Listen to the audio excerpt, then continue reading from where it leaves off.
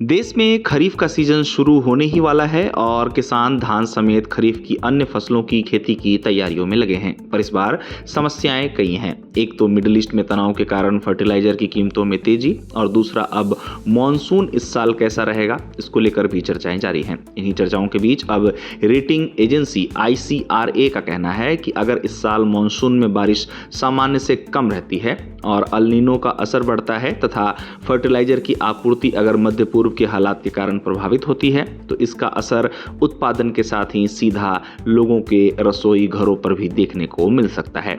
अनुमान लगाया जा रहा है कि कम बारिश उत्पादन को प्रभावित कर सकती है और इससे देश की ग्रामीण अर्थव्यवस्था पर दबाव बढ़ने से लोगों की खरीदारी क्षमता पर भी असर देखने को मिल सकता है, क्योंकि खाद्य पदार्थों की कीमतें बढ़ सकती हैं। एजेंसी का कहना है कि हालात ज्यादा बिगड़ने से कृषि क्षेत्र की विकास रफ्तार भी धीमी पड़ सकती है। इस तरह देखा जाए तो इन आशंकाओं के बीच इस बार का खरीफ सीजन केवल किसानों के लिए ही नहीं बल्कि आम जनमानस के लिए भी महत्वपूर्ण है। अब मानसून की बात करें तो इस साल मानसून को लेकर IMD का अनुमान अभी तक मानसून के सामान्य रहने का है। विशेषज्ञों का कहना है कि मानसून का सामान्य रहना खरीफ फसलों की बुआई को प्रभावित कर सकता है। वे कहते हैं कि कम बारिश से खेतों और जलाशयों में कम पानी का रहना उत्पादन प्रभावित कर सकता है। वहीं इसके अलावा दूसरी समस्या मानसून के दौरान अल नीनो के प्रभाव को लेकर भी है, जिसने भी चिंताओं को बढ़ाने का काम किया है। इन सब के बीच ICAR की एक स्टडी में इस बात को कहा गया है कि यह देखा गया है कि अल नीनो वाले वर्षों में देश के कई जिलों में जुलाई और अगस्त के महीने में कम बारिश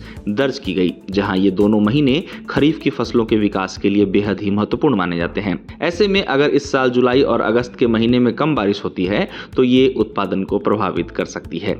आपको बता दें कि इन सब के अलावा खेती में उर्वरक की महत्वपूर्ण भूमिका है। उर्वरक भारतीय कृषि का एक प्रमुख हिस्सा है, जिसकी आपूर्ति में मिडिल ईस्ट के देश महत्वपूर्ण भूमिका निभाते हैं। उर्वरक विभाग के आंकड़ों के अनुसार यूरिया की खपत का लगभग 80% और NPK उर्वरक की मांग का लगभग 85% हिस्सा घरेलू उत्पादन से पूरा होता है। हालांकि DAP उर्वरक अभी भी काफी हद तक आयात पर निर्भर है, जिनकी केवल लगभग 40% आपूर्ति ही स्थानीय स्तर पर हो पाती है। अच्छी बात यह है कि हाल ही के वर्षों में भारत के यूरिया आयात में कमी आई है। आपको बता दें कि यूरिया का उत्पादन 2019-20 में 244.6 लाख टन से बढ़कर 2024-25 में 306.7 लाख टन हो गया, जबकि आयात 92.4 लाख टन से घटकर 81.3 लाख टन रह गया। देश में यूरिया की स्थिति फिर भी अभी ठीक है, लेकिन DAP अभी भी चिंता का विषय बना हुआ है। बता दें कि इस अवधि में DAP के घरेलू उत्पादन में कमी आई, जहां इसका घरेलू उत्पादन 45.5 लाख टन से घटकर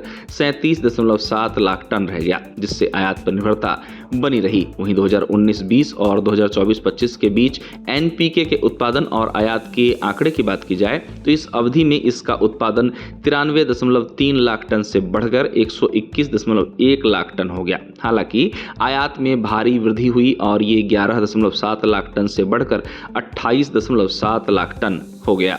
गौरतलब है कि भारत में 46% आबादी की आय का प्रमुख स्रोत खेती है। खेती अगर प्रभावित होती है तो इससे लोगों की आय तो प्रभावित होती ही है और इसका साफ असर भी देश की अर्थव्यवस्था पर देखने को मिलता है। बता दें कि कृषि क्षेत्र का देश की कुल GDP में लगभग 16% योगदान है और ये मायने रखता है। ऐसे में वर्तमान हालात में खेती की गति को बनाए रखना जरूरी है। खरीफ के दौरान उर्वरक की उपलब्धता और पानी की उपलब्धता को सुनिश्चित करना जरूरी है। बता दें कि भारत इस समय चावल के क्षेत्र में दुनिया का सबसे बड़ा चावल निर्यातक देश है। साथ ही भारत ने हाल ही में चावल उत्पादन के क्षेत्र में चीन को पीछे छोड़कर दुनिया का सबसे बड़ा चावल उत्पादक देश बनने में सफलता पाई है। सरकार की कोशिश खरीफ में किसानों को खाद और पानी की कमी न होने देने की है। इसके लिए धान की खेती के मद्देनजर सीधी बुआई की तकनीकों को अपनाने की अपील राज्य सरकारों द्वारा किसानों से की जा रही है। साथ ही उर्वरक के साथ थोड़ा कंपोस्ट खाद का प्रयोग भी किसानों द्वारा किया जाना उर्वरक की लागत में कमी लाने का काम कर सकता है, ऐसा विशेषज्ञ मानते हैं। कुल मिलाकर कहा जाए तो खरीफ सीजन 2026 चुनौतियों भरा फिलहाल दिख रहा है। बता दें कि खरीफ के सीजन में धान के साथ ही किसानों द्वारा मक्का, बाजरा, कई तरह की दलहन फसलें और तिलहन फसलों के साथ ही नकदी और रेशेदार फसलों जैसे कि कपास, जूट और गन्ने की खेती की जाती है।